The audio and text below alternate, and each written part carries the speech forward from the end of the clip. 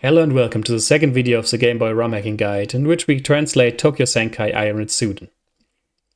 We are here now in Hex Maniac Advance, which I told you last video about, and we will now open our file. For that we just press upper left here, open, go to the folder where you have your legally acquired ROM, and you see nothing. That's because we are here still at Game Boy Advance. We change here to all files, and then we see it. Then we open the GB file, and it looks like this. Okay, perfect. Now we are back here and have our ROM ready to change. But before we do anything, we need to think about what we want to do. For that, we open the game, and what we want to do is translate this game here. It's in Japanese, and I can't read Japanese, so I would like to have it in English. And that's what we try to do. So what we need to do is finding that text fields here with the Japanese characters and change them to Western characters. So how do we find that text fields in the ROM? That is the first thing we will do today. What we will do in the video is first finding a text field and then modifying it to understand how it works. And to do that, we will close the game again and we go back here to the editor. First thing we do is here at the row res, that's how many bytes you can see. Change it to 32, at least for now, because I want to have more on screen at one time. Obviously, right now it's hard to see. It's just letters and numbers and all kind of seemingly random stuff. What we'll do now is a method I call seek and destroy. We let that beginning phase here, that beginning of the data, we let untouched for the moment. Because if we destroy anything here, it will often bring problems. We will go down a bit until we find something or until we think we went enough. Then we just take a big chunk of the game, just like this, just select and delete it. Simple as that. Just take it and press delete. Then we save the game. Don't worry, we can always go back and play it. And now we look what changed. Okay, everything seems normal. We deleted a big chunk of the game, so for sure there's some problems. But here in the fields that interest us, the text fields, nothing changed. Here we can see now the game doesn't work anymore. So something here changed that we don't care about for now. So we close the game again, hit Ctrl Z to revert it, save again. Now we see something here. We have here a part of the game that is separated with a line of just F. FF is represents 255 or 8 ones. But it's also the standard thing for deleting stuff. So we can ignore FF. We can act like it's not there. So this part here, after the FF, that looks interesting. So we take a bit. You can decide yourself how big you want to make the stuff. If you have the feeling the game is not running at all when you delete it, then make it a bit smaller. So we delete it, save the game, and see what happens. Okay, everything here looks normal. And here it doesn't look normal anymore. Okay, so that is a big thing. We want to change the text, and we see now the text is black blocks. That is not exactly what we're looking for, but it is good. But what we look for right now in the moment is a text field. So right now it seems all the text got changed, but we want to change the text in just a specific field.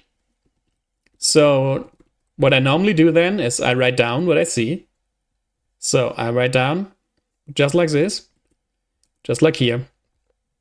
I write down at what byte it started, like at what byte I started deleting, at what byte I ended deleting, and what I think I found. Here I think I found the graphics for the characters, not the text box itself. So interesting, but not what we're looking for right now. So we revert it, we wrote it down, you can always find it again. We save again. And we continue. Just continue deleting. Take a bunch, delete it, save, and see what's happening. Okay. Here seems to be some of the other background graphics because the text is there, but everything else not. That we can write down again and continue. That you do a long time. Nobody said Romhacking is fast. It can be a bit tedious and you need to be organized. You need to always write down what you found. That will help.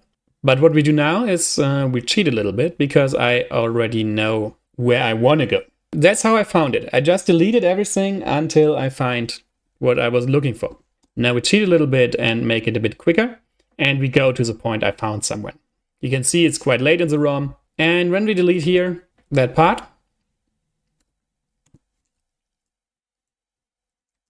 then the text upper here is weird.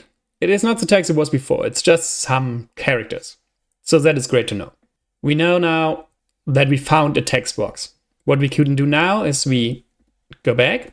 What we can see now here is some random numbers. We can change it to see what will get shown.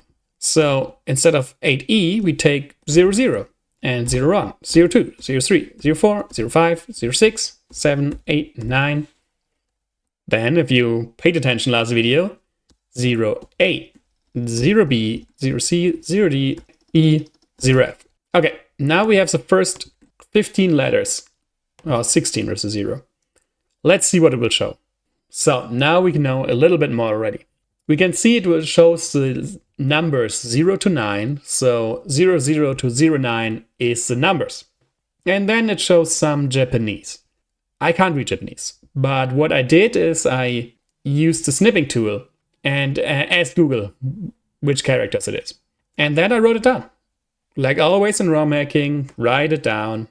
So I made my Excel list here and I wrote exactly down what I see. Hex code 00 is character 0. 01 is 1, 02 is 2, 03 is 3, and so on.